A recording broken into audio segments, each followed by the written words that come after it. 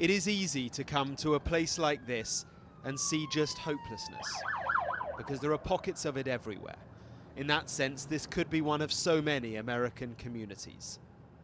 But spend a little longer, looking a bit closer, and it turns out this particular place is bucking a grim trend. I'm Brandon Christopher McMillan, and I've been now clean for 4 months. I've been here in recovery for 7 months now. And I've been in recovery for 64 days. Huntington, West Virginia, lies on the Ohio River, at the point where 3 states meet. The overdose capital of America, at least that's what they used to call it. My name is Richie Armstrong. I've been sober for 8 years. It takes time to earn the trust of people like Richie, people who can show what's really going on here, in a place that was, for so long, ground zero, in a scandal that destroyed so many American communities. The population here was preyed upon by any and everybody to distribute drugs how they saw fit. Because this is where America's opioid epidemic began. It's where drug firms with so-called miracle painkillers targeted industrial workers. They seeded a scandal. Communities became hooked. I fell off of this ladder and I landed on one foot. Chipped the bone in my heel, broke my foot, broke my knee, and fractured my lower back all on the left side. And I was a teenage kid. But all the doctors here, pain medication was, very widely, they didn't care. Write it, write it, write it. Now Huntington is ground zero for an untold story of community recovery. And it's being driven by those who were once consumed by addiction. It's where my journey began. This is Brandon. How are you? Good, how are you? Very good. Good to meet you. Good to meet you. Thank you for having us. Yeah, absolutely. Brandon Scarberry is the boss at Recovery Point. It's a place he knew long before he ran it. You remember all this because you did it yourself? Yeah, absolutely. I remember it like it was yesterday. There's no question about it. With a capacity of 100, the centre is almost full, with young men like Brandon McMillan at the start of his journey to sobriety. And what was it that made you decide, enough, I need to be here?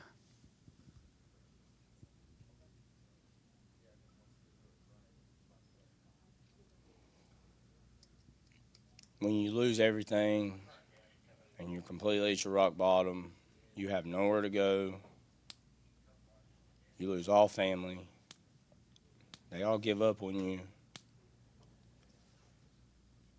and that's not what I want. There is nothing sophisticated or clinical about this place. It's basic, grassroots, run by people who know what it's like to be addicted. It's free, but with reminders of the price of addiction. We call it the death board, and a lot of times it hits home for a bunch of people because they come in, they know these people on the wall. They went to school with them, they were in prison with them, they were in jail with them. You do recovery dynamics, which is... Stephen is a little bit further along the path, and you can see it in his face. What does this place mean for you? It saved my life. I really believe that with all my heart. I actually worked in the coal mines and the pill epidemic, where it was just a really big thing in the mines, giving coal miners the OxyContins, and that's what led to really my addiction. And then it progressed once the pills were gone. It kind of changed on the streets, and heroin came around, and that's how I got pulled into doing drugs. Yeah.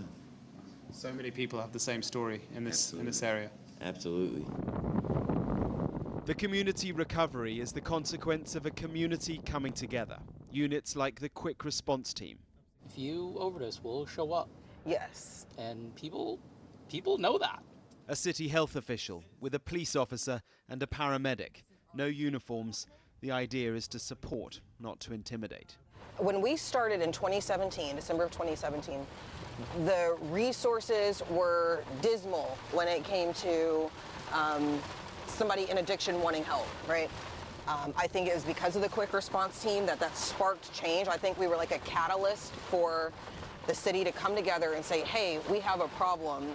You kind of can feel the difference then. It's like, okay, all right, we're starting to win them over a little bit. They realize, what our purpose is or what we're trying to accomplish.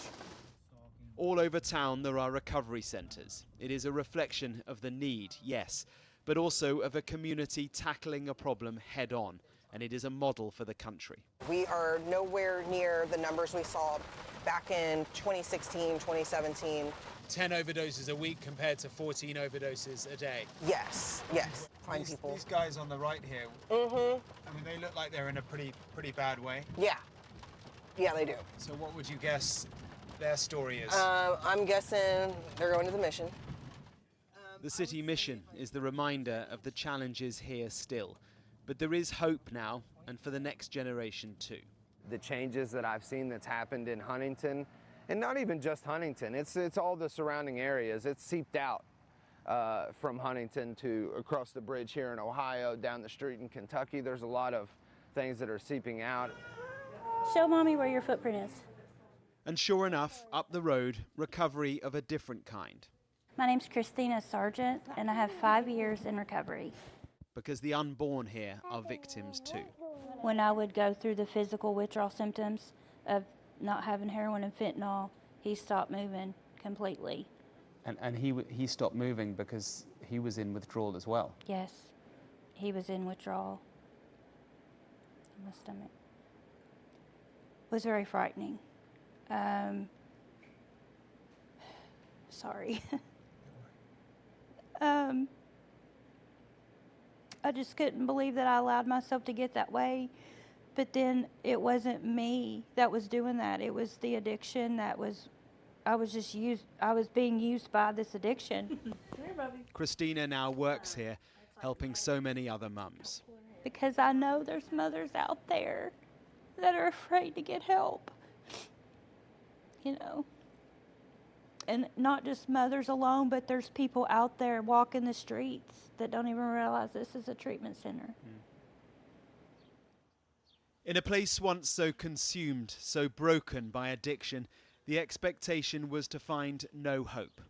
After all, it is a place with such stigma attached to it, that tag, the overdose capital of America. How do you recover from that? But the point is, they are.